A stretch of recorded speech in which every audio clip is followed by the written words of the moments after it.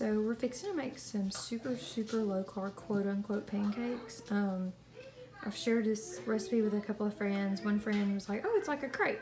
One friend said, no, it just tastes like eggs. Like I might as well just eat a fried egg. And I'm like, not so much.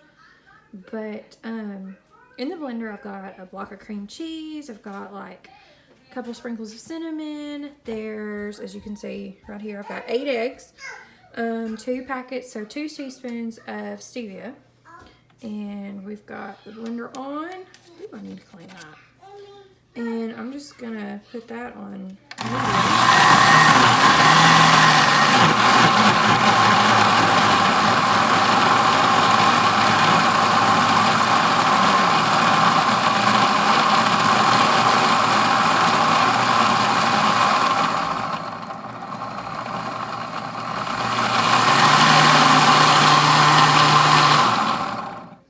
about right.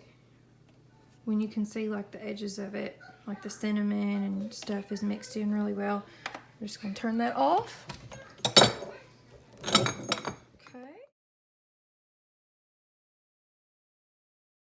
Okay, so I prefer putting real butter in the skillet, and I've got on medium, just right there in between. And I'm gonna take my 1/3 cup measuring cup and just dip it in the blender. And I like to put paper towel or something underneath because it never fails. Everything's gonna drip, then it sticks to the glass cooktop, and then you gotta clean it, and then you gotta scrape it, and that's just annoying. So anyways, okay, so we're just gonna pour it right there in the center. It is gonna be very, very thin, and you're gonna think you're burning it. That's usually not the case. Just watch it. So the first dip, you're gonna get a lot of the bubbles from like the froth in the blender. So don't mistake that for the fact that your pancake is cooking. But just watch it. And once you start seeing those big bubbles kind of creep towards the middle as it's crisping, then flip it. But be very, very careful about flipping it. You don't want to just reach in and flip it like a pancake or a normal pancake. You can hear my kids playing. But go around the edges so you can loosen it up, because you got to think it is eggs and it is cream cheese, so it is going to stick a little more.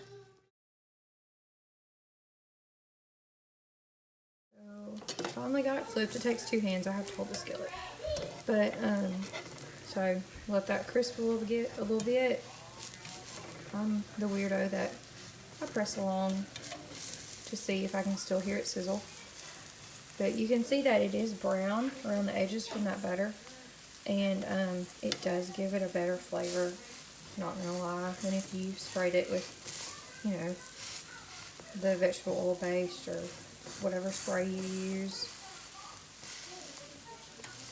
So we just do that. It is kind of spongy on the inside. It's almost like a French toast texture.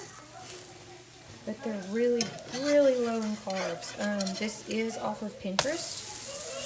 No, that's not burned, I promise. It does not taste burned. But just double check it. Flip it in your milk container. And you can put 2 or 3 in each and not feel guilty about it, is what's great. But like I said, it's a Pinterest recipe. I've used it for a couple years now, and I've on and off dieted between having kids and then finally been on the long haul here, trying to get back to a healthier weight. But according to the Pinterest recipe, these have 1 or 2 carbs each. It just kind of depends on which recipe you look at. But for breakfast, I'll take these to school with me. Like when I'm on duty, I'll eat as I walk around, and it's real fun when kids walk by and they try and figure out what on earth you're eating. But I'll put sugar-free syrup on top and like a side of fruit and mix it together. Or I'll put like that cream cheese fruit dip that I've mentioned before on the blog. That's the cream cheese and Cool Whip and some almond extract and just like a packet or 2 of stevia for extra sweetness. I'll mix that in together, and that makes a good breakfast, especially if for some reason you've got a meeting at lunch or you've got to go run a quick errand, or you got to go make your copies or something like that, then you're pretty full and, you know, you're not absolutely dying by the time your free period or school ends. But anyways, it's one of my favorites, and hopefully you'll try it too.